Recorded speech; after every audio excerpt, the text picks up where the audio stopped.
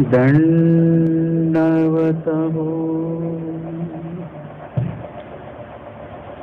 आज या ठिकाणी कल्याण सत्संग मंडळाच्या माध्यमातून श्री चक्रधर स्वामींचा अवतार दिन आणि श्री प्रभू म्हणजे रावळूमाय रावळबाप असलेले श्री गोविंद प्रभू महाराज यांचा द्वय अवतारांचा अवतार दिन आपण या ठिकाणी मोठ्या आनंदाने साजरा करत आहोत। लीळाचरित्र जर का आपण वाचत असू, आपण श्रवण करत असू, तर आपल्याला प्रामुख्याने एक गोष्ट लक्षात येते की आम्हाला स्वामींनी 5 अवतार सांगितलेले आहेत, 5 अवतार सांगितलेले आहेत, 5 अवतारांची नावं सांगितलेली आहेत आणि यामध्ये मुख्यत्वे श्री प्रभू अवतार आणि आमचे स्वामी या दोन्ही अवतारांची भेटही झालेली आहे, संवादही झालेला आहे आणि ते दोन्ही अवतारांच्या संबंधित ज्या लीळा आहेत, सोबतच्या ज्या लीळा आहेत, ते आम्हाला लीळाचरित्राने प्रामुख्यामध्ये वाचायला मिळतात। त्या बाबतीमध्ये बघितलं तर इतर अवतारांच्या एकमेकांच्या भेटी ज्या आहेत त्या काही वेळासाठी चक्रपाणी महाराज आणि दत्तात्रय प्रभू असतील किंवा श्री चक्रपाणी महाराज आणि श्री प्रभू असतील, यांच्या भेटीच्या लीळा एखाद दुसऱ्या आहेत, परंतु आमच्या स्वामींच्या आणि श्री प्रभूंच्या अनेक लीळा आपल्याला वाचायला मिळतात आणि त्या लीळा ज्या आहेत त्या आपल्याला खूप आनंद देऊन जात असतात। मग आमचे स्वामी कुठेतरी रिद्धपूरमध्ये दाभेरीमध्ये स्वामींचं अवस्थान आहे आणि त्या ठिकाणी सुद्धा श्री प्रभू जे आहेत आपली खेळ क्रीडा करत करत येतात। आमचे स्वामी दाभेरीहून काही अंतर पुढे चालत येतात, श्री प्रभूंचं स्वागत करण्यासाठी त्यांची वाट बघतात आणि नंतर काही वेळाने श्री प्रभू त्या ठिकाणी उपस्थित होतात। त्या ठिकाणी असलेला एक व्यक्ती, तिथला शेतकरी, तो काय करतो की श्री प्रभू येतात म्हणून श्री प्रभूंसाठी वेगवेगळे पदार्थ तो त्या ठिकाणी आणून ठेवतो आपल्या शेतामध्ये। खाण्याचे पदार्थ असं प्रत्येक त्या द्रोणामध्ये ठेवलेले आहेत आणि पाणी सुद्धा ठेवलेलं आहे आणि श्री प्रभू येतात, चावी थुंकी करतात, प्रसाद करतात, काही पदार्थ ग्रहण करतात आणि बाकीचं ते तसंच ठेवतात, सगळं काही खात नाही। आणि मग आमचे स्वामी ती लीळा बघत असतात आणि श्री प्रभू तिथून बाजूला झाल्यानंतर आमचे स्वामी त्या ठिकाणी जाऊन श्री प्रभूंचा प्रसाद जो आहे तो ग्रहण करतात। आता आमचे स्वामी श्री प्रभूंची लीळा पाहतात, परंतु तिथे असला तो जो शेतकरी आहे तो दोन्ही अवतारांच्या लीळा पाहतो आणि मग तो दुसऱ्या दिवशी काय करतो, श्री प्रभूं एवढंच तो त्या ठिकाणी पदार्थ उपहारासाठी ठेवत नाही, तर अजून स्वामींसाठी पण अजून पदार्थ तो वाढवतो, जेणेकरून त्याला माहिती आहे की हे सुद्धा येऊन या ठिकाणी ते पदार्थ ग्रहण करतात आणि मग आमचे स्वामी श्री प्रभूंचा प्रसाद स्वीकारतात आणि जो शेतकरी आहे तो काय करतो, स्वामींनी प्रसाद केल्यानंतर, प्रसाद ग्रहण केल्यानंतर तर मग दोन्ही अवतारांचा जो प्रसाद आहे तो जो शेतकरी आहे तो नंतर ते ग्रहण करत असतो। अशा दोन्ही अवतारांच्या अनेक लीळा आपल्याला रिद्धपूर संबंधित आपल्याला बघायला मिळतील आणि मग अशा दोनही अवतारांचा अवतार दिन साजरा करण्याची एक चांगली संकल्पना आपल्या मंडळाच्या माध्यमातून या ठिकाणी संपन्न होत आहे। श्री प्रभू यांचा अवतार दिन आता 8 तारखेलाच आपण साजरा झालेला आहे सर्व ठिकाणी आणि त्याआधी आमच्या श्री चक्रधर स्वामींचा 29 तारखेला अष्टशताब्दी अवतरण दिन म्हणजे जवळपास 800 वर्षाचा कालावधी आमच्या स्वामींना अवतार घेऊन झालेला आहे। आपल्याला सर्वांना माहितीच आहे की परमेश्वर अवतार का घेत असतात. याचं विश्लेषण आपण अनेकदा ऐकलेलं आहे की ज्या ज्या वेळी आपल्यातला धर्म जो आहे, या समाजातला धर्म असेल, या जगातला धर्म असेल, या पृथ्वी तलावरील जो धर्म आहे, त्या धर्माची जी स्थापना केलेली असते, त्या धर्माचं जे अस्तित्व असतं ते जेव्हा कमी व्हायला लागतं, कुठेतरी नष्ट होण्याच्या मार्गावर ते असतं, त्यावेळी परमेश्वर काय करतात, त्या ठिकाणी येऊन त्या धर्माची पुनर्स्थापना करत असतात. तसं आजच्या कालावधीमध्ये तुम्ही काय करता, मोबाईल फुल चार्ज करता आणि मग हळूहळू काय होतं, तुमच्याच कृत्यामुळे त्या मोबाईलची बॅटरी डिस्चार्ज होत राहते. जर का तुम्ही ते मोबाईल उपयोगात आणला त्याची बॅटरी कमी कमी कमी होत जाते आणि एक विशिष्ट वेळाने तुम्ही काय करत असता, परत त्या मोबाईलला तुम्ही चार्ज करत असता. परमेश्वर हेच कार्य करतात. आज आपल्याला हे कळलं चार्जिंगचं आहे, परंतु तसं नाही. अनेक वर्षापासून, अनेक युगांपासून, अनेक सृष्ट्यांपासून धर्मांच्या बाबतीत सुद्धा असंच कार्य होत असतं की धर्म स्थापना होते आणि जीवाच्या कर्तृत्वामुळे धर्माचं रक्षण होतं आणि धर्मामुळे त्या जीवाचं रक्षण होतं. दोघांनाही एकमेकांचं रक्षण करावं लागतं. स्वामी म्हणतात, हे असे तया रक्षण. म्हणजे देवाने सांगितलेलं जे ज्ञान आहे ते ज्ञान जर का तुमच्याकडे असेल, म्हणजे त्या ज्ञानाचं रक्षण तुम्ही केलं. ज्ञानाचं रक्षण म्हणजे ज्ञानाला जतन करणे, रक्षण म्हणजे जतन करणे. जर का आपण ज्ञानाचं जतन आपण केलं तर ज्ञान आपलं जतन करतं. तुम्ही धर्माचं जतन जर का तुमच्या अंतःकरणात केलं तर धर्म तुमचं जतन करतं. धर्म तुम्हाला बरोबर मार्गदर्शक भूमिका जी आहे ती धर्माची असते. आणि म्हणून परमेश्वर काय करत असतात, या धर्माची स्थापना करत असतात. ज्ञानाच्या माध्यमातून ते प्रत्येक जीवाला निरूपण करत असतात. आपण छरडोबा नावाची व्यक्ती जर का बघितली, त्यांच्या अंतःकरणामध्ये पण धर्माची स्थापना आमच्या देवाने केलेली आहे. जगामध्ये परमेश्वर धर्माची स्थापना करतात हा लांबचा विषय आहे, हा खूप मोठा व्यापक विषय आहे. आपण आपल्या वैयक्तिक धर्माविषयी बघायचं. छरडोबासांच्या अंतःकरणी सुद्धा देवाने काय केलेलं आहे, धर्माची स्थापना केलेली आहे. ज्ञान निरूपण श्रवण त्यांना करवलेलं आहे. परंतु जीवाच्या बाबतीमध्ये असं असतं की जीवाच्या करण्यामुळे, कर्तृत्वामुळे धर्म वाढ वृद्धीस लागतो. धर्मामुळे काय होतं की जीव हा आध्यात्मिक होतो आणि आध्यात्मिक झालेला जीव हे आचरणाच्या माध्यमातून स्वतःतला धर्म जागृत ठेवतो, धर्म वाढवतो, धर्माचं आचरण करत राहतो. परंतु जर का कर्तृत्व जर का केलं, अकरणी, करण्यामुळे, करणीमुळे काय होतं, धर्म वाढतो. पण अकरणीमुळे काय होतं, म्हणजे धर्माचं जे काही नियमावली आहे ते जर का तुम्ही पालन केली नाही, धर्माचं आचरण जे तुम्हाला सांगितलेलं आहे ते जर का तुम्ही जागृत ठेवलं नाही स्वतःमध्ये, तर तुमच्यातला तो धर्म कमी कमी कमी होतो. जसं एखाद्या व्यक्तीने, महिला वर्ग असतील, त्यांनी खूप दिवस पुरणपोळी बनवलीच नाही, 50-1 वर्ष झाले, आता त्यांना येईल का बनवता?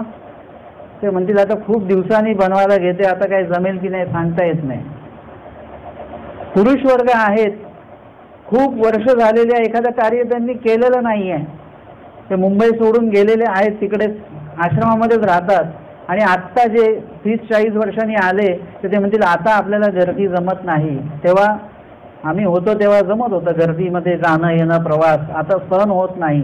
म्हणजे काय होतं, तुमच्यातली जी सहनशक्ती असते, तुमच्यातली जी क्षमता असते ती जर का तुम्ही उपयोगामध्ये नाही आणली तर ती हळूहळू कमी कमी कमी कमी होत जाते. कुठल्याही बाबतीमध्ये जर का बघितलं तेच पक्क तसंच आहे. जर का तुम्ही रोज प्रवचनाला येत असाल, रोज तुम्ही प्रवचन ऐकत असाल आणि प्रवचन ऐकण्याचा सराव तुमचा असेल तर मग तुम्हाला प्रत्येक प्रवचन समजतं. आणि जर का तुम्ही प्रवचन ऐकण्याचा आपला सराव नसेल तर प्रवचन समजत नाही. मधूनच एखादी सिरियल बघितली तर समजते का तुम्हाला? काही समजत नाही. ती तुम्हाला असं क्रमाने बघावी लागते, रोज बघावी लागते बरं का. म्हणजे सिरियल बघण्याचा पण एक व्यासंग असतो. ती रोज बघितली तर समजते, मधूनच एखादा एपिसोड बघितला तर समजत नाही. तसं ही क्षमता आपल्याला काय करावी लागते, टिकवून ठेवावी लागते. तसं निरूपण ऐकण्याचा जो सराव आहे, निरूपण ऐकण्याचा जो धर्म आहे, निरूपण ऐकणे हा एक धर्म आहे. धर्माचं व्याख्या काय सांगितली, जीविते धरिला आणि सांडिताही न संडे शेवटपर्यंत. म्हणजे त्यांनी धारण केलेलं आहे, यद धार्यते तद धर्म. जे धारण केलेलं आहे त्याला धर्म असं म्हणतात. आणि जे सोडून दिलेलं आहे म्हणजे धर्म आपण धरतो पण आणि धर्म आपण सोडून सुद्धा देत असतो. मग धर्म म्हणजे काय तर प्रत्येक चांगली गोष्टीची सवय असणे याला धर्म असं म्हणतात. तुम्ही खरं बोलत असाल तर लोक म्हणतात हा धार्मिक व्यक्ती दिसतो बरं का, खरं बोलतो हा. तुम्ही एखाद्याशी वाद घालत नसाल, भांडखोर नसाल तर लोक म्हणतात ते धार्मिक व्यक्ती आहे, त्यांचे काही भांडत नाही कोणाशी. म्हणजे तुम्हाला बरोबर लोक त्या दृष्टीने बघायला लागतात की तुम्ही धार्मिक आहात. आपल्याला स्मरण करण्याचा सराव असणं हा सुद्धा आपल्यातला धर्म आहे. आपल्याला एखादं सेवा दास्य करण्याची आवड असणे आणि ती करणे हे सुद्धा आपल्यातला तो धर्म आहे. आणि आपल्याला एखादी जिज्ञासा जर का प्रश्न पडत असतील आणि ते जाणून घेण्याची, त्याची उत्तरं जाणून घेण्याची जिज्ञासा आहे, ती जिज्ञासा म्हणजे सुद्धा काय आहे, धर्म आहे. नाही तर जाऊ दे, आपल्याला काय करायचंय, कोणाला मोक्ष हो नाही तर कोणाला काय हो, आपल्याला घेणं देणं काय. म्हणजे हे काय आहे, उदासीन वृत्ती आहे. पण नाही, तसं नाही. महादैसांसारखं असणं हे सुद्धा धर्म आहे. प्रश्न करणे. आपल्याला जर का एखादा अवसर असेल त्या ठिकाणी उपस्थित राहण्याची वृत्ती आपल्यामध्ये असणे याला म्हणतात धर्म.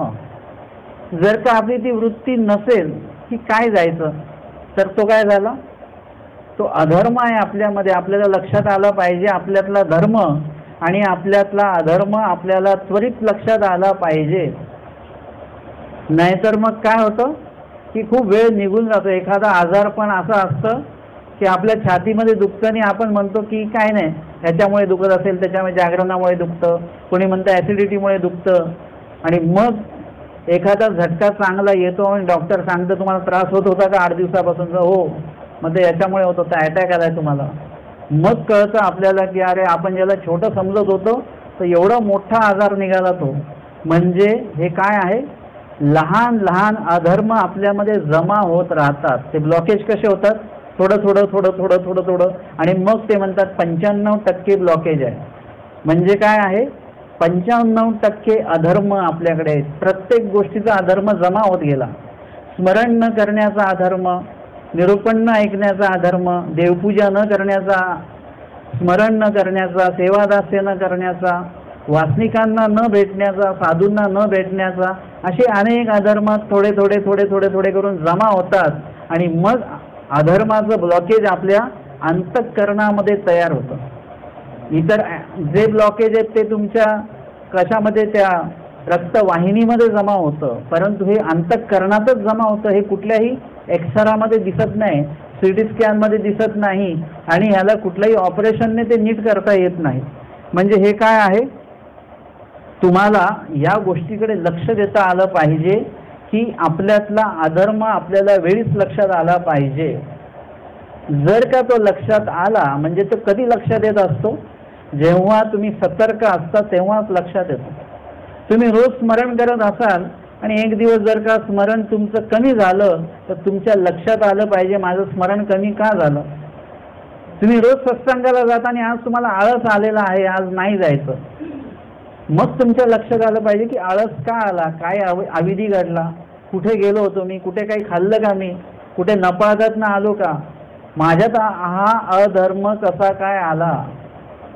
जिथे आमचे स्वामी भट्टोबासांनी निरूपण ऐकावं, एखादा विषय सुरू झाला तर बेलापूर सारख्या ठिकाणी 7 अहोरात्र निरूपण चालू आहे. म्हणजे धर्माचं निरूपण सुरू आहे आणि धर्माचं ग्रहण सुरू आहे.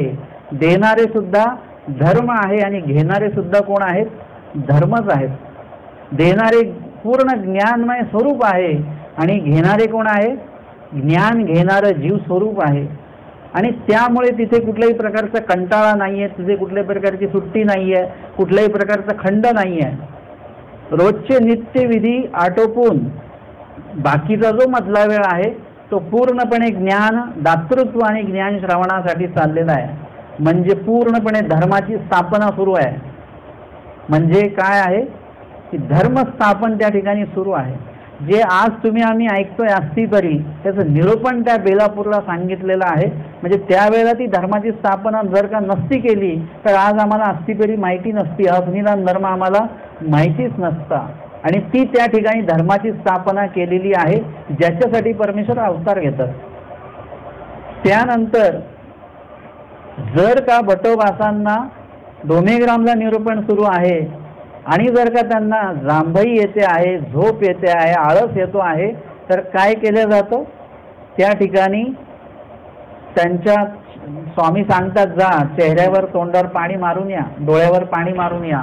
आणि मग ते थोडेसे बाहेर येतात, तोंडावर पाणी मारतात, थोडंसं बरं वाटतं त्यांना आणि परत आतमध्ये येतात. परत निरूपण सुरू आहे. स्वामी निरूपण करायचं सांगायचं थांबत नाहीत आणि ते सुद्धा थांबत नाहीत. फक्त मध्ये काय येतो स्वभाव वाढवा येतो. आपण पूर्ण तयारीतच असतो सगळ्या गोष्टींमध्ये, परंतु सेवेमध्ये पण तुम्ही तयारीतच आहात. पण तुम्ही काय म्हणतात की मला थोडं पायाने चालता येत नाही, मला थोडंसं वागता येत नाही, मला वजन उचलता येत नाही. काय आलं मध्ये? तुमची प्रकृतीमध्ये आली, तुमचा स्वभावमध्ये आला. आपले हे जे काही अष्ट स्वभाव आपले मध्ये मध्ये येत राहतात. आपले जे अनधिकार आहेत ते आपल्या मध्ये मध्ये येतात, आपले आणि धर्माच्या मध्ये मध्ये येत राहतात. म्हणून आपण धर्मापासून लांब राहतो. निरूपणाला का नाही यायचं? कारण पाऊस चालू आहे आणि छान एकदम झोप आलेली आहे, त्याच्यामुळे झोपून घ्या. आपण कशाला महत्त्व दिलं? स्वभावाला महत्त्व दिलं, धर्माला महत्त्व दिलं नाही. आणि तिकडे आमचे भटोबास ज्यांच्यामुळे आमच्यापर्यंत एवढं मोठं सगळं काही ज्ञान धर्म आमच्यापर्यंत आला, त्यांना स्वामी झोपू देत नव्हते. डोळे लागायला लागले की पाणी शिंपून या. असं होता होता कधी कधी असं व्हायचं की भटोबास निरूपण अवसान संपल्यानंतर बाहेर यायचे तर काय असायचं? उजेडलेलं असायचं. रात्री सुरू झालेलं निरूपण इकडे उजेडलं म्हणजे सकाळ झाली, दुसरा दिवस निघाला तरी निरूपण संपलेलं नाही. स्वामींचा तुम्हा पाहालेची बहुत, तुम्हाला उजाडलं याचंच नवल आहे का? पुरुषाचे भेटे युगे गेली. म्हणजे एखाद्या धर्माला भेटण्यासाठी, एखादा विधी करण्यासाठी म्हणून एखाद्या व्यक्तीचा युग निघून जातं, पण तो त्या धर्माला सोडत नाही. यद धार्यते तद धर्म. धर्म असा असला पाहिजे की तो सोडला नाही पाहिजे. याच्यासाठी आमच्या स्वामींनी माकोड्याचा दृष्टांत सांगितला की माकोडा असे तो जीवन पाहे जीवन सांपडे. आणि मग अजिबात त्यांनी जर का एकदा ते पकडलं, ते काही गोड पदार्थ असेल, गुळाची ढेप असेल, त्यांनी जर का ती पकडली तर मग ऐसाही जर का त्याला किती ओढलं तरी तो सोडत नाही, तो तुटून जातो. परंतु मात्र त्या जीवनाला त्याच्या सोडत नाही. याला म्हणतात धर्म. तुमचा जीव गेला तरी चालेल, परंतु तुम्ही धर्म सोडायचा नाही. अनेक वेळा आमच्या महानुभाव पंथावर त्या कालावधीमध्ये जेव्हा जेव्हा काही धाडी आल्या यवनांच्या, महानुभाव पंथालाही त्याचा त्रास झाला, पण कुठल्याही महानुभाव व्यक्तीने धर्म सोडल्याचा इतिहासामध्ये कुठेही काहीच नोंद नाही. सगळ्यांनी काय केलं? धर्म सोडला नाही, उलट त्या कालावधीमध्ये जास्त प्रमाणामध्ये त्यांनी धर्माचं आचरण केलं. आमच्या सादाईचा होत्या, त्यांनी काय केलं? जो धर्म स्वामींनी त्यांना रुजवलेला होता की तुमचं रक्षण होईल, पण कसं होईल? नुसतंच रक्षण होईल का? नाही. त्याच्यासाठी त्यांना काय करावं लागेल? ते रक्षण होण्यासाठी त्यांना देवाच्या संपर्कात राहावं लागेल सतत. आणि ते यवन जेव्हा येतात ते विचारतात कोण आहे आतमध्ये? आतमध्ये कोणी नाही, मी इथे बसलेली आहे, चक्रधरांची दासी येल्लो. आणि स्मरण त्यांचं सुरू होतं, चिंतन त्यांचं सुरू होतं. म्हणजे एवढं मोठं मृत्यू समोर उभा आहे, तलवार आहे ती रक्ताने माखलेली, आणि अशा वेळेला ती तलवार कुठल्याही क्षणी सायदाईसाच्या कडे येऊ शकत होती, सादाईसांच्या पर्यंत पोहोचू शकत होती, त्यांचं आयुष्य संपवू शकत होती. परंतु सादाईसांचं आयुष्य ते नव्हतं. सादाईसांचं आयुष्य काय होतं? श्री चक्रधर स्वामी हे सादाईसांचं आयुष्य होतं, परमेश्वर हे सादाईसांचं आयुष्य होतं. तो जो धर्म आहे, नामस्मरणाचा जो धर्म आहे, तो मात्र आमच्या साधायकांनी अजिबात सोडला नाही. त्याच्यामुळे काय झालं की त्यांनी धर्म सोडला नसल्यामुळे यवनांनी त्यांना सोडून दिलं, म्हणजे देवाने त्यांना त्या संकटात येऊच दिलं नाही. हे आहे धर्माचं महत्त्व आहे. आणि म्हणून तुम्ही धार्मिक असाल, तुम्ही धर्मवान असाल तर आपोआपच तुमच्या बोलण्यामध्ये एक वाचा सिद्धी येऊन जाते. तुम्ही म्हणता ना, आधी ते बाबा बोलले आम्ही ऐकलं नाही आणि ते म्हटले तसंच झालं. का बरं असं झालं? ते काही कुठून ज्योतिष शिकून आलेत का ते बाबा? काही विद्या शिकून आलेत का ते बाबा? नाही, बाबा काहीच शिकलेले नाहीत. बाबांनी फक्त ब्रह्मविद्या त्याचं अध्ययन केलेलं आहे, ब्रह्मविद्येचं आचरण केलेलं आहे, देवाचं नामस्मरण त्यांच्या मनामध्ये आहे. आणि तो धर्म जो आहे तो त्यांनी इतका धारण केलेला आहे की आता त्यांच्या मुखातनं अधर्म निघतच नाही. त्यांच्या मुखातनं वाईट असं कुठलेच काही वाक्य शब्द निघत नाहीत. जे निघेल ते धर्मयुक्तच निघतं. आणि परमेश्वर सुद्धा त्यांच्या मुखातनं धर्मच बोलवितात. धर्मच बोलायला त्यांना बरोबर तो योग साध्य करून देत असतात. आणि म्हणून आपल्याला काय करता आलं पाहिजे? धर्म जो आहे तो विविध प्रकारे आपल्या समोर उभा आहे. देवाने अनेक गोष्टी सांगितल्या आहेत, अनेक विधी सांगितलेल्या आहेत, म्हणजे अनेक धर्म सांगितलेला आहे. ते अनेक छोटे छोटे धर्म आपल्याला परमेश्वर धर्माशी काय करतात? जोडून ठेवण्याचं कार्य करतात, महत्त्वाचं कार्य करतात. आणि म्हणून याचसाठी परमेश्वराचा अवतार होत असतो. आपल्याला काय वाटतं? मी त्या दिवशी पण सांगितलं की श्री प्रभूंचा अवतार कशासाठी झालेला आहे. आज पण काही लोकांनी चणे आणि गुळ आणलेला असेल. श्री प्रभूंचा अवतार खरंच त्यासाठी झालेला आहे का? चणे आणि गुळ त्यांना तिकडे अव्यक्ती खायला मिळत नव्हते म्हणून ते इथे आलेत का? नाही. आमचे स्वामी आहेत, त्यांच्या बाबतीत चक्रधर स्वामींना खीर आवडते, खीर खाण्यासाठी आलेत का देव? नाही. म्हणजे जिकडे आम्हाला जे ब्रह्मविद्या ज्ञान सांगितलं त्याच्यामध्ये सांगितलं जीव वेगळे, देवता वेगळे, प्रपंच वेगळे आणि परमेश्वर वेगळे. आणि देवानी सांगितलं जीवापासनं पण वेगळं व्हायचं, देवतेपासनं वेगळं व्हायचं, प्रपंचापासनं वेगळं व्हायचं आणि मग कोणाकडे जायचं? परमेश्वराकडे जायचं. म्हणजे जीव, देवता आणि प्रपंच यांचा त्याग करून सोडून परमेश्वराकडे जायचं. जर का मध्ये प्रपंच आलं तर काय होतं? आपण देवापासून लगेच अंतरतो आपण. आणि मग जर का परमेश्वराने प्रपंचापासून लांब राहायला सांगितलं, ते पदार्थ काय आहेत? कशामध्ये मोडतात हे पदार्थ? जीव, देवता, प्रपंच की परमेश्वर? कशात मोडतात? कशात? हे पदार्थ कशात मोडतात? नक्की काय? हे इकडचे काहीच बोलत नाहीयेत. हे सगळे कन्फ्यूज आहेत. काय म्हणणं आहे तुमचं? हे म्हणतात प्रपंचात मोडतात ते पदार्थ. तुमचं काय म्हणणं आहे? प्रपंचातच मोडतात.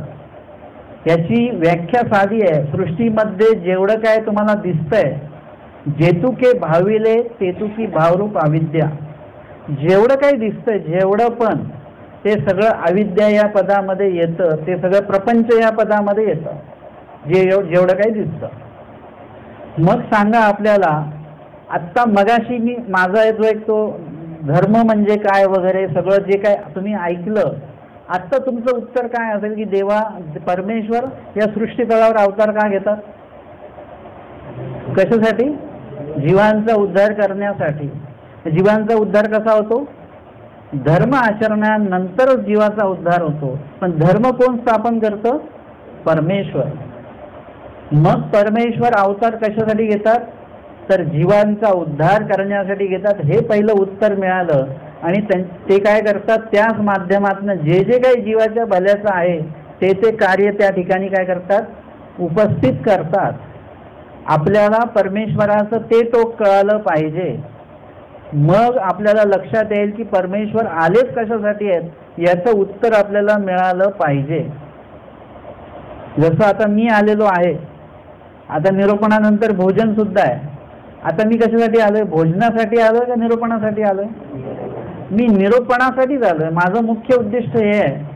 जर का मला ते बोलले असते की आज निरूपण वगैरे काही नाही, फक्त भोजनच ठेवलंय, तर मी म्हटलं असं मी एवढ्या लांब कशाला येऊ? मग त्याच्यापेक्षा तुम्ही काय करा, हा प्रोग्राम आटपून घ्या भोजनाचा, मी काही येणं होणार नाही माझं. पण जर का तुम्ही म्हटलं नाही बाबा प्रवचन आहे तर मग मला इथे यावंच लागेल. म्हणजे मुख्य उद्दिष्ट प्रवचन आहे. आता हे माझं झालं. आता तुम्ही कशासाठी आले, जेवायला की प्रवचनाला? हा, जेवायला. म्हणजे जेवणार नाही तुम्ही कोणी? म्हणजे तुम्ही मुख्यत्वे आलेले आहात प्रवचनाला. तुम्ही जेवण आहे म्हणून आलेले नाहीत. पण तुम्ही येणार म्हणून आयोजकांनी काय केलेलं आहे की भोजनाची व्यवस्था केलेली आहे. म्हणजे देवाला दया आली की बाबा हे येणार आहे तेवढ्या लांबून, तर ह्यांच्या भोजनाची ही म्हणजे आयोजकांनी म्हणण्यापेक्षा देवाने सोय केलेली आहे आपली. परंतु आपला मुख्य उद्दिष्ट काय आहे, तुमचं किंवा माझं प्रवचन या मुख्य विषयासाठीच आपण आलोय. कोणी तिथे जेवायसाठी म्हणून कोणीच आलेलं नाहीये. म्हणून एक लक्षात घ्या की परमेश्वर सुद्धा भोजनासाठी या पृथ्वी तलावर आलेलेच नाही आहेत. जेव्हा आमच्या स्वामींनी मूळ सृष्टीला अवतार घेतला, म्हणजे परमेश्वराने जेव्हा मूळ सृष्टीला अवतार घेतला, जर का तुम्हाला मूळ सृष्टीचं रचना पूर्ण जर का माहिती असेल, सृष्टी रचना कशी झाली काय झाली, तर त्याच्यामध्ये परमेश्वराने अवतार घेतल्या आधी काय केलं, म्हणजे 12-12 वर्षाचे मनुष्य देह सगळ्यांना मिळाले आपल्याला. आणि त्यामध्ये परमेश्वराने सुद्धा अवतार घेतला. हाकेवरती एक अवतार झाला. म्हणजे आता जर का आपण विना माईक जर का बोललो तर एका व्यक्तीचा आवाज कुठपर्यंत पोहोचेल, तेवढ्या व्यक्तींसाठी एक अवतार. असे जेवढे काही विभाग असतील तेवढ्या विभागासाठी तेवढे अवतार झाले. म्हणजे 10 लोकांपर्यंत आवाज पोहोचतो आहे. आणि 100 लोक असतील तर किती अवतार झाले, मग 10 अवतार झाले. म्हणजे 100 लोकांसाठी एक अवतार, म्हणजे 10 लोकांसाठी एक अवतार. अशा प्रकारे त्या ठिकाणी जीव किती आहेत तुम्हाला माहिती आहे का? एकूण जीव किती आहेत देवाने सांगितले संख्या. किती सांगितली संख्या? अनंत. अनंत ही एक संख्या आहे बरं का. म्हणजे लाख, करोड, अब्ज वगैरे असं पुढे जाता जाता घंटा, दशघंटा ही शेवटचा आकडा तिथे सांगितलेला आहे. त्याच्यामध्ये अनंत हा शब्द पण, अनंत ही एक संख्या आहे. आणि अशा प्रकारे अनंत जीवांसाठी परमेश्वराने काय केलेलं आहे, तेवढे अवतार झाले. आणि त्या जीवांना काय केलं, सर्वात पहिले लगेच ज्ञान दिलं. सर्वात पहिलं आणि सर्वात शेवटी ज्ञानच दिलं. मूळ सृष्टीला दुसरं कुठलंच कार्य झालं नाही. ना आरती, उपहार, भजन, ना देवपूजा, काहीच झालं नाही. फक्त ज्ञान देणं झालं, ज्ञान घेणं झालं. दुसऱ्या मूळ सृष्टीला सुद्धा तेच कार्य झालं, ज्ञान देणं आणि घेणं. तिसऱ्या मूळ सृष्टीला पण ज्ञान घेणं आणि ज्ञान देणं एवढंच झालं. म्हणजे देवाने महत्त्व कशाला दिलेलं आहे, ज्ञान दातृत्वाला महत्त्व दिलेलं आहे. आणि जीवाने कशाला महत्त्व द्यावं, ज्ञान स्वीकारण्याला महत्त्व द्यावं. हे आपला धर्म आहे. धर्म म्हणजे काय, हा देवाने जो विहित केलेला आहे, देवाने जो सांगितलेला आहे, आणि देव जे देण्यासाठी येतात त्याचा स्वीकार करणे, त्याचं पालन करणे, त्याचं आचरण करणे, हा आपला धर्म. याच्या व्यतिरिक्त आपला धर्म कुठलाच नाही. आणि म्हणून स्वामींनी किंवा श्री प्रभूंनी असेल किंवा पंच अवतारांनी असेल किंवा अनंत अवतारांनी असेल, या पृथ्वी तलावर जे काही अवतार घेत असतात ते कशासाठी घेतात, जीवाचा उद्धार करणं हे सगळ्यात पहिलं महत्त्वाचं कारण आहे. परमेश्वराला, अव्यक्त परमेश्वराला जी प्रवृत्ती झाली ती कसली झाली, जीवाला आनंद देण्याची प्रवृत्ती झालेली आहे. आणि ती कायम आहे, ती कधी थांबत नाही, कधी संपत नाही. म्हणजे पहिल्या पंक्तीला जो माणूस सेवा म्हणून उभा राहतो ना वाढायला, तो तिसऱ्या पंक्तीपर्यंत एकदम उल्हासी असतो एकदम. 4थ्या पंक्तीनंतर त्याचं हे आवड त्याची कमी होत जाते. 5व्या पंक्ती त्याला वाटतं आता बसून घ्यावं आपण, आता वाढण्याची सेवा भरपूर झाली. म्हणजे आपले प्रत्येक उल्लेख हे कायम नसतात, हे काही वेळाने ते उल्लेख आपले बदलतात आपोआप. आत्ता जर का तुम्हाला वाटत असेल की आता प्रवचन खूप चांगलं झालं, आपण 1 तास बसू, अर्ध्या तासात आपला विचार बदलून जातो, मग कंटाळायला लागतो, कधी संपेल असं वाटतं, आपले विचार बदलतात. परमेश्वराची जी प्रवृत्ती आहे ती बदलत नाही, ती कायम राहते. जीवाला आनंद देण्याची जी प्रवृत्ती आहे ही मूळ प्रवृत्ती आहे, ही मुख्य प्रवृत्ती आहे, आणि ती कायम आहे. आणि त्या जीवाचा उद्धार कसा करायचा, तर त्याला पृथ्वी तलावर आणावं लागेल, त्याला कर्माच्या त्या ह्याच्यामध्ये आणावं लागेल. त्याच्याकडनं ऊर्ध्व गतीचे कर्म करून घ्यावे लागतील, विधी करून घ्यावे लागतील. परंतु त्याला जर का एकटं सोडलं तर, आई वडील जेव्हा मुलाला बगीच्यामध्ये नेतात, आता सुट्टी आहे, चला आज त्याला संध्याकाळचं थोडं खेळेल पण तिथे तो, आणि काहीतरी मित्रमंडळी पण त्याचे भेटतील. पण आई वडील काय करतात, त्याला एकट्याला सोडतात का? नाही, आई वडील पण तिथे असतात, आसपास असतात. ते मुलं तिकडे खेळतात आणि आई वडिलांचं लक्ष तिकडून लांबून असतं की मुलगा कुठे आहे, काय खेळतोय. म्हणजे तो जर का काही संकटात पडला, काही झालं, तर लगेच आई तिकडे तिथपर्यंत धावत जाते. तसं परमेश्वर सुद्धा या पृथ्वी तळावर जीवाला पाठवतात तेव्हा एकटं नाही पाठवत, त्याच्यासोबत स्वतः सुद्धा येतात आणि लक्ष ठेवतात त्या जीवाकडे, कुठे काय करतोय, हा अयोग्य काही करतोय का. तुम्ही जे पण व्यक्ती, तुम्ही जेव्हा अयोग्य कार्य करता तेव्हा तुम्हाला परमेश्वराचा संकेत मिळतो, नाही असं नाही. आजकालचं तंत्रज्ञान असं आहे की तुम्ही जर का चुकलात तर ते लगेच काय करतं, इंडिकेटर दाखवतं, ते संकेत देतं, ते बीप वाजतं त्याचं. आता इथे तर काय आहे, तंत्रज्ञानाचा विषयच नाही आहे, इथे परमेश्वराचा विषय चालू आहे. ज्यांच्या थ्रू हे सगळं सामर्थ्य सगळीकडे पोचतं ते परमेश्वर. जेव्हा जेव्हा तुम्ही चुकता तेव्हा प्रत्येक वेळी परमेश्वर तुम्हाला संकेत देतातच. आपल्याला ते तेव्हा लक्षात येत नाहीत आणि मग घटना घडून गेल्यानंतर लक्षात येतं की आम्हाला सांगितलं होतं मला की बाहेर पडू नका, सांगितलं होतं मला की बाबा उन्हात जाऊ नका, प्रवास करू नका, आजचा दिवस थोडा टाळा, उद्या जा, असं सांगत होते लोक, पण मी ऐकलो नाही आणि असं झालं. म्हणजे आपल्याला संकेत सर्व बाजूने मिळालेत आणि ते कोणी जीवाने दिलेले नाहीत, तर देवाने दिलेले असतात. की देवाला काळजी असते, उद्या याचं काही बरं वाईट झालं, हा दोष कोणाला देणार, मलाच देणार. म्हणजे इकडून ऐन कैन प्रकारे आपण देवाला काहीतरी नावं ठेवत असतो. परंतु त्यासाठीही नव्हे, तर जीवाविषयी एक जिव्हाळ्याचा जो भाग आहे, अनिमित्त बंधू आहेत आमचे स्वामी जीवाचे, मातेचा एक अंश तिथे परमेश्वर, म्हणजे माता जी आहे ते परमेश्वर स्नेहाचा एक एवढसा अंशच आहे. म्हणजे परमेश्वराकडे जे आपल्या विषयीचं वात्सल्य आहे ते कितीक तरी पटीने आहे, त्याचं मूल्यमापन आपण करू शकत नाही. म्हणजे जीवाचं भलं करण्याचं एक अनपेक्षित कार्य, म्हणजे अपेक्षारहित, जे जीवाने माझ्यासाठी हे केलंच पाहिजे अशी अपेक्षा रहित निष्काम कर्म योग जे आहेत ते खऱ्या अर्थाने परमेश्वर आपल्या बाबतीमध्ये करतात. आणि म्हणून या ठिकाणी परमेश्वर अवतार घेतात आणि अवतार घेऊन त्या जीवांना ज्ञान दातृत्व करत असतात. मूळ सृष्टी आपण बघितली, प्रवाही सृष्टीला पण जेव्हा स्वामी येतात, आपण आपला जन्म होतो, परमेश्वराचाही अवतार होतो आणि अनेक ठिकाणी ते अवतार असतात.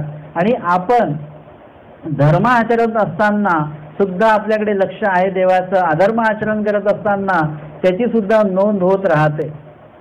अर्जुनाला देवाने सांगितलं, तुझे अनेक जन्म झालेत आणि माझे सुद्धा अनेक अवतार झालेत, तुझे जन्म किती झाले तुला माहिती नाही आहेत. परमेश्वर सर्व ज्ञानी आहेत, सर्वज्ञ आहेत, त्यांना सर्व माहिती आहे, परंतु जीवाला मात्र आपल्याला काहीच माहिती नाही. परंतु जेव्हा तुम्हाला ज्ञान होतं तेव्हा तुम्हाला कळायला लागतं की आपण मागे काय केलेलं आहे. ब्रह्मविद्या ज्ञान जर का तुम्ही जाणून घेतलं तर तुम्हाला कुठल्याही ठिकाणी ज्योतिष वगैरे कशाच्याही बाबतीमध्ये कुठेच जाण्याची गरज नाही. तुम्हाला इथेच गत भविष्य वर्तमान कळायला लागतं की तुम्ही मागील सृष्टीमध्ये काय केलं, मागील युगात तुम्ही काय केलं, मागील जन्मात तुम्ही काय केलं, किंवा या जन्मात तुम्ही आधी काय केलेलं आहे तुम्हाला लक्षात यायला लागतं की अरे हो, आपण इथे अविधी केला, इथे अविधी केला. आपल्याला वचन पाठ होत नाही म्हणजे आपण ज्ञानाला जन्म दिला नाही, धर्माला आपण जन्म दिला नाही, आपल्याला सेवा जास्त प्राप्त होत नाही, आपल्याला स्मरण घडत नाही, आपल्याला ज्ञान ऐकायचा योग येत नाही. म्हणजे या गोष्टींचं आपण अवहेलन केलेलं आहे. त्या काळी जो आपल्याला धर्म प्राप्त झाला त्या धर्माचं अवहेलन आपण केलं, म्हणून आज आम्हाला धर्माचा योग प्राप्त होत नाहीये. हे तुमच्या लक्षात यायला लागतं. हे कधी लक्षात येतं, देवाने जे ब्रह्मविद्या धर्म जो सांगितलेला आहे तेव्हा ते लक्षात येतं. महानुभाव आपण काय म्हणतो, महानुभाव पंथ आहे, वास्तविक महानुभाव काय आहे, महानुभाव धर्म आहे. महानुभाव पंथ नाही, महानुभाव धर्म त्याला आपण म्हणूया. कारण या ठिकाणी प्रत्येक गोष्टीचं ज्ञान प्रत्येक गोष्टीचं जे काही विधी आहे ते आम्हाला देवाने सांगितलेलं आहे. आणि म्हणून आपण ब्रह्मविद्येच्या बाहेर अजिबात पडायचं नाही, काही आवश्यकता नाही आहे. उपदेशी मंडळी जी असतील त्यांनी सुद्धा ब्रह्मविद्येच्या बाहेर जायचं नाही. म्हणजे इतर तुमचं ज्ञान आहे तो भाग वेगळा, परंतु ब्रह्मविद्ये व्यतिरिक्त इतर जे काही ज्योतिष पुराण वगैरे काय असेल इकडे जाण्याची काही आवश्यकता नाही आहे. इथे सर्व संपन्न हा महानुभाव धर्म आहे. हे ज्ञान ब्रह्मविद्या ज्ञान आहे, यामध्ये सगळंच मिळतं. आमच्या स्वामींनी काय सांगितलंय की बाहेरचं तुम्हाला इथे मिळेल पण इथलं तुम्हाला बाहेर मिळणार नाही. म्हणजे ही किती परिपूर्णता आहे. मग आपण बाहेर जाण्याची गरज नाही. तर परमेश्वर जेव्हा धर्माची स्थापना करतात तेव्हा तुमचे सगळे किंतु आणि परंतु निघून जात असतात. जसं सगळ्यात जास्त किंतु परंतु असणारा व्यक्ती जर का कोणी असेल ते आहेत कोण? अर्जुन देव. द्वापर युगामध्ये अर्जुन देव होते, त्यांना सगळ्यात जास्त किंतु परंतु होते, सगळ्यात जास्त संदेह होते, सगळ्यात जास्त प्रश्न होते. आणि देवानी सगळ्यात जास्त म्हणजे भटोबासांच्या आणि महादाईसांच्या पेक्षाही अर्जुनाला उत्तर भरपूर दिले असतील तरीही संदेह निवृत्ती नाही. अर्जुनाच्या शंका पारुखेची ना तेवढी अप्रोक्ष प्रगटिले विश्वरूप दर्शन दाखवलं. आणि त्यावेळेला विश्वरूप दर्शन म्हणजे काय? जे काही ज्ञान तुटक तुटक भागात सांगत होते ते प्रत्यक्ष देवानी दाखवूनच दिलं. बघ कर्ममाळिका कशी असते, हे कसं असतं, ते कसं असतं. एक प्रकारचं ज्ञानच त्यांना अप्रोक्ष प्रगटिले, संपूर्ण ज्ञान त्यांना अवगत झालं आणि त्यांच्या शंका निवर्तल्या, निघून गेल्या. ब्रह्मविद्या अशी आहे की त्या ठिकाणी कुठल्याही प्रकारची शंकाच राहत नाही. अशा प्रकारचं ते धर्मस्थापना आहे. म्हणून आपल्याकडे आपण काय केलं पाहिजे? अशा प्रकारे पक्का असा धर्म आपण आपल्यामध्ये स्थापन केला पाहिजे की तो एकदा स्थापन झाल्यानंतर आपल्या मनामध्ये कुठलेही किंतु परंतु असता कामा नये. आता जर का तुम्हाला म्हटलं की बाबा का खरंच मानवपंथ खरंच आहे का असं विचारल्यानंतर तुम्ही काय म्हणाल? काय नाही तेव्हा आम्हाला तो उपदेश घ्यायला सांगितला असं म्हणाल का तुम्ही? तुम्ही काय म्हणाल की नाही तुम्ही तुमच्या धर्मावर पक्के आहेत, तुम्हाला तुमचा धर्म माहिती आहे, कळतो आहे. तुम्हाला जर का कोणी म्हणालं किंवा त्या धर्मात जर का प्रवेश केला तर तुम्हाला गाडी वगैरे सगळं, नोकरी पण व्यवस्था होईल, पैसे पण मिळतील, त्या धर्मामध्ये जा. तुम्ही धर्मात जाल का? त्या तुम्ही गरीब राहाल, तुम्ही सामान्य राहाल, पण तुम्ही तुमचा धर्म सोडणार नाही. म्हणजे आपण ढोबळ अर्थाने धर्म पकडून ठेवलेला आहे, पण धर्मातले जे काही छोटे छोटे जे काही आपले विधी आहेत ते मात्र अजून आपण पक्के धरून ठेवलेले नाहीत. ते आपण अजून चांगल्या प्रकारे काय केलं पाहिजे? धारण केले पाहिजेत. आपण धारण नाही केलेले आहेत, आपण फक्त जवळ ठेवलेले आहेत. घरामध्ये आपल्या खूपशा गोष्टी आहेत, जसं ते म्हणतात ना आयुर्वेदिकवाले की किचनमध्येच तुमचा अख्खा दवाखाना आहे. सगळ्या औषधी तुमच्या किचनमध्येच आहेत. तुमचं दात दुखतो का? मग हे घ्या. डोकं दुखतं का? मग ते बघा, ते घ्या. म्हणजे सगळं काय केलेलं आहे त्याच्यामध्ये सगळं इन्क्ल्यूड आहे, सांगितलेलं आहे. परंतु आपण त्याचं धारण करत नाही. आपलं डोकं दुखलं की आपण बाहेरूनच गोळी आणतो, दात दुखला तर बाहेरूनच गोळी आणतो. आपण घरातलं जे काय आहे ते उपयोगामध्ये आणत नाही. आपण ते बाळगलेलं आहे पण त्याचं धारण आपण अजूनपर्यंत केलेलं नाही आहे.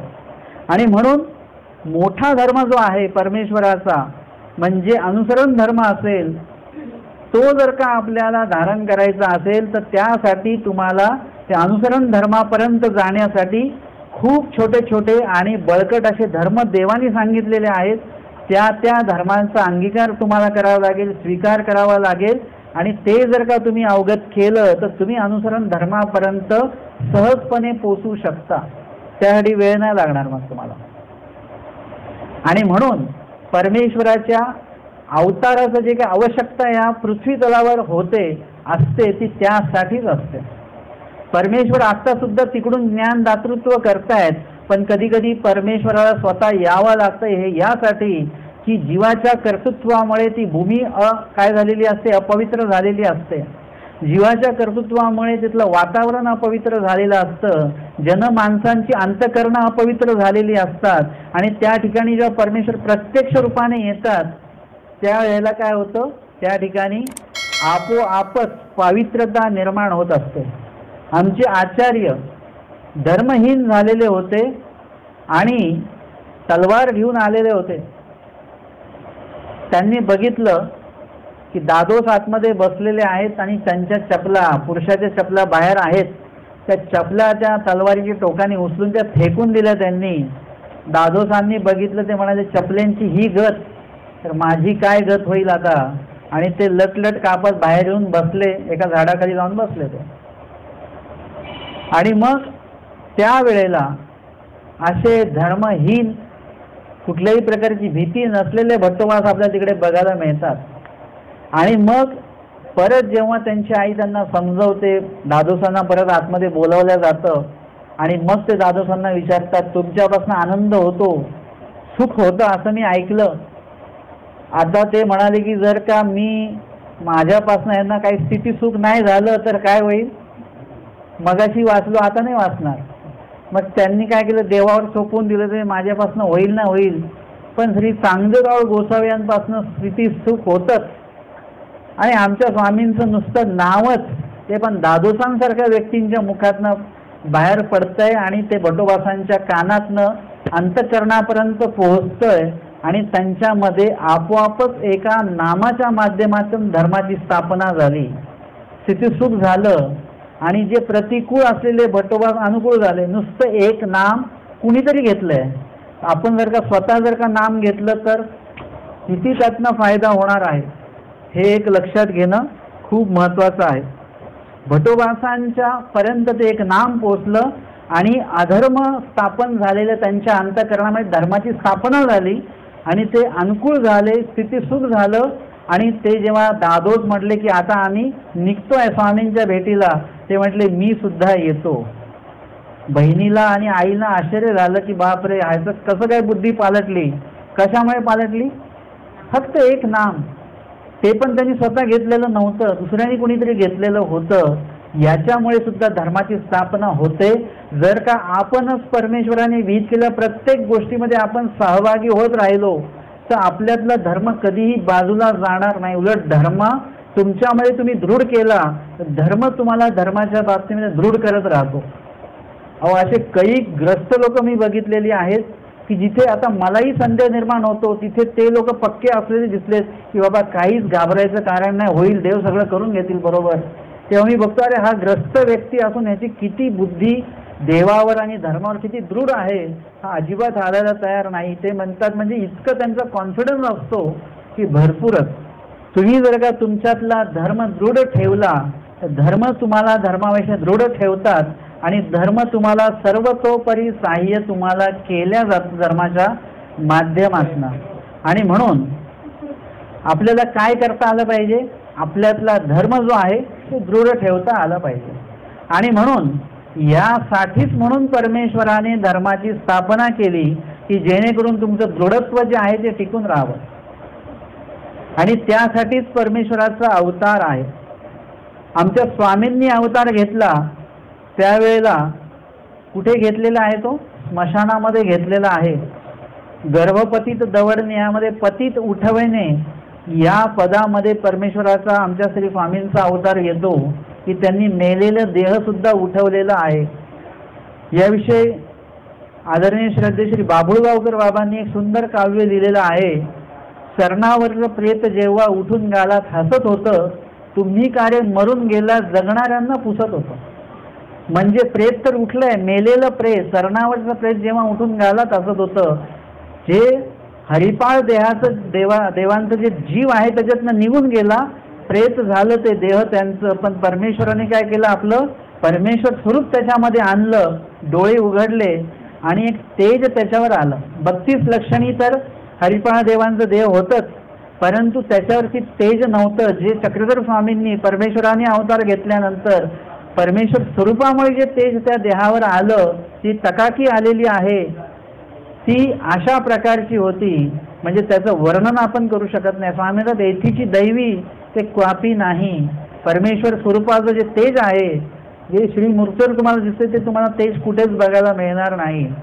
आणि मग ते प्रेत विचारते, तुम्ही का रे मरून गेला, तर तुम्ही असं मरगळल्यासारखं काय आयुष्य जगताय. म्हणजे लोक जिवंत आहेत, तुम्ही जर का मी काही अधिकरणांच्या अंतयात्रेला मी गेलेलो आहे. ते अधिकरण आहेत त्यांचं, म्हणजे साधू मंडळी असतील तर त्यांना झोपवून नेत नाही, बसवून नेतात. तुम्ही पण कधी ऑब्झर्वेशन करा जाऊन, तर असं आहे की ते अधिकरणाने डोळे लावलेत असं वाटतं, ते सरलेत असं वाटतच नाही.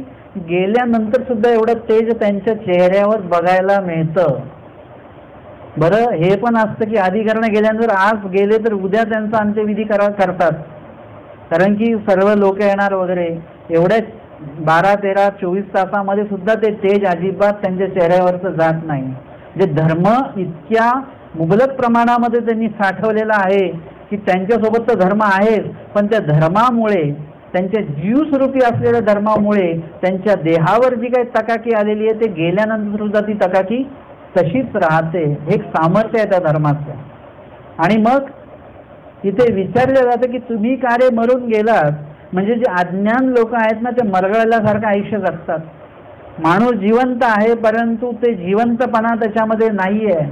तो थकलेला आहे, तो वैतागलेला आहे, तो चिडचिडा आहे. कुठल्याही अर्थाने त्याला काही जरी विचारलं की कसं झालं जेवण, ठीक आहे, म्हणजे त्याच्या त्या जी काही त्याचं काही प्रतिक्रिया द्यायची त्याच्यात जिवंतपणा नाही आहे, त्याच्या सेवेत जिवंतपणा नाही आहे. स्मरण सुद्धा टंगळ मंगळ करून चाललंय, त्या स्मरणात जिवंतपणा नाही आहे. म्हणजे परमेश्वराने काय केलेलं आहे, एक प्रेत का उठवलं? कारण दाखवलं की जर का तुमच्याकडे ज्ञान असेल तर एखादं प्रेत सुद्धा उठू शकतं. आणि आपण तर जिवंत आहोत ना, आपण प्रेतमय आयुष्य का जगतो आहोत? आपण काय केलं पाहिजे? आपण जिवंत आयुष्य जगलं पाहिजे. आणि म्हणून स्वामी सांगतात जन्मजीवित द्यावे. ते जन्मजीवित तुम्ही कधी द्याल? जेव्हा तुमच्याकडे ब्रह्मविद्या ज्ञान असेल, जेव्हा त्या ब्रह्मविद्या ज्ञानाच्या माध्यमातून सांगितलेला रुजवलेला धर्म तुमच्याकडे असेल, तेव्हा तुमच्याकडे ती तकाकी असेल, तेव्हा तुमच्याकडे ते तेज असेल, तेव्हा तुमच्याकडे तो थकवा नसेल, मरगळ नसेल, चिडचिड नसेल, हे सगळ्या गोष्टी तुमच्याकडे असतील. आणि म्हणून इथे परमेश्वराने काय केलेले, ते मृतदेह उठवलेला आहे. समस्त जग जे मेलेलं आहे त्या मेलेल्या जगाला उठवण्यासाठी म्हणून अशा प्रकारचा अवतार श्री चक्रधर स्वामींनी घेतलेला आहे. श्री प्रभूंनी जो अवतार घेतलेला आहे तो अजून वेगळा अवतार घेतलेला आहे. तो गर्भ व्यवस्थेनेच घेतला, परंतु त्यामध्ये म्हणजे तो दवडण्याचा अवतार म्हटला जातो, परंतु त्यामध्ये तो अवतार वेडा पिसा असा घेतलेला आहे की ज्या माध्यमातून त्यांना जीवाचं मोठ्या प्रमाणामध्ये भलं करता यावं, रिद्धपूर प्रांताच्या कानाकोपऱ्यामध्ये त्यांना जाता यावं, त्यासाठी कुठल्याही घराचं बंधन, कुठल्याही विभागाचं बंधन, कुठल्याही जातीचं बंधन, कुठल्याही वर्णाचं बंधन, कुठल्याही व्यक्तीचं बंधन, कुठल्याही कुळाचं काळाचं बंधन त्यांना नसावं, यासाठी म्हणून तो वेडा पिसा असा तो अवतार जो आहे, वेडा पिसा युक्त असा अवतार श्री प्रभूंनी घेतलेला आहे. आणि त्या माध्यमातनं त्यांनी अनेक कार्य रिद्धपूरमध्ये केलं.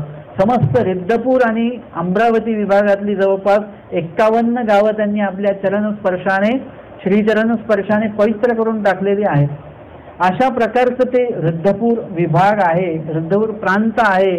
आणि त्या काळामध्ये त्या ठिकाणी जन्मलेली जी लोक आहेत, मायेने त्या जीवांचं संपादकत्व त्या ठिकाणी केलं आहे. म्हणजे ह्याचं सुद्धा आयोजन असतं की परमेश्वर अवतार ज्या ठिकाणी असतील त्या ठिकाणी कुठल्या जीवांनी त्या ठिकाणी यावं, कुठल्या जीवांचा जन्म व्हावा, हे सगळं ठरलेलं असतं. आणि त्या ठिकाणची जी लोक आहेत ती सुद्धा कुठेतरी श्री प्रभूंवर उदास जरी असली तरी ते कुठेतरी अनुकूल पण देवाने त्यांना केलेलं आहे. म्हणजे त्या ठिकाणी सुद्धा जो जातीभेदाच्या माध्यमातून जो अधर्म रिद्धपूरमध्ये किंवा रिद्धपूर प्रांतामध्ये किंवा समस्त महाराष्ट्रामध्ये तो पसरलेला अधर्म होता, तो श्री प्रभूंनी काय केलेलं आहे, आपल्या अवतार कार्याच्या माध्यमातून त्या संपूर्ण विभागामध्ये जातीभेदाचं नष्टत्व केलेलं आहे. वर्णभेद त्या ठिकाणी मानलेले नाहीत, जातीभेद मानलेले नाहीत. कुणाच्याही घरी श्री प्रभू जायचे, त्यांच्या भोजनाचा, त्यांच्या सेवेचा स्वीकार श्री प्रभू करायचे. आणि त्या ठिकाणी ती जागा सुद्धा पवित्र, त्यांचं भोजन पवित्र, त्यांची क्रिया पवित्र करायचे, त्यांचं अनुकूलत्व पवित्र स्वामी करायचे. जे प्रतिकूलत्व होतं ते जायचं, अनुकूलत्व यायचं. म्हणजे समस्त रिद्धपूर नव्हे तर रिद्धपूर प्रांतामध्ये जिथे जिथे अधर्माची प्रतिष्ठा झालेली होती तिथे धर्माची प्रतिस्थापना श्री प्रभूंनी त्या ठिकाणी जाऊन केलेली आहे. प्रत्येक अवतार कार्य जर का तुम्ही बघितलं ते तुम्हाला तेच कार्य त्या अवतार कार्यांमध्ये तुम्हाला दिसणार आहे. आणि म्हणून ज्या 2 अवतारांच्या बहुत लीळा आम्हाला श्रवण करायला मिळतात, ज्या दोन्ही अवतारांचं जे अस्तित्व जे आहे ते आम्हाला खूप जास्त भावतं, असे दोन्ही अवतार आमचे स्वामी आहेत आणि आमचे श्री प्रभू आहेत. दोनही अवतारांचं अवतार दिन या ठिकाणी साजरा करत असताना मला खूप छान वाटतंय, आनंद वाटतंय, प्रसन्नता वाटते आहे. आणि आपण सुद्धा सर्वांनी दोन्ही अवतारांनी 5ही अवतारांनी आपल्याला जे काही धर्म आम्हाला जो सांगितलेला आहे तो आपल्या आयुष्यामध्ये आपण आपल्या आचरणशैलीत आणून परमेश्वराचा अवतार घेण्याचं जे काही खरं जे काही उद्दिष्ट आहे ते उद्दिष्ट आपण सफल करावं एवढी सदिच्छा व्यक्त करून या ठिकाणी थांबतो. सर्वज्ञ श्री चक्रधर स्वामी की जय. श्री गोविंद प्रभु महाराज.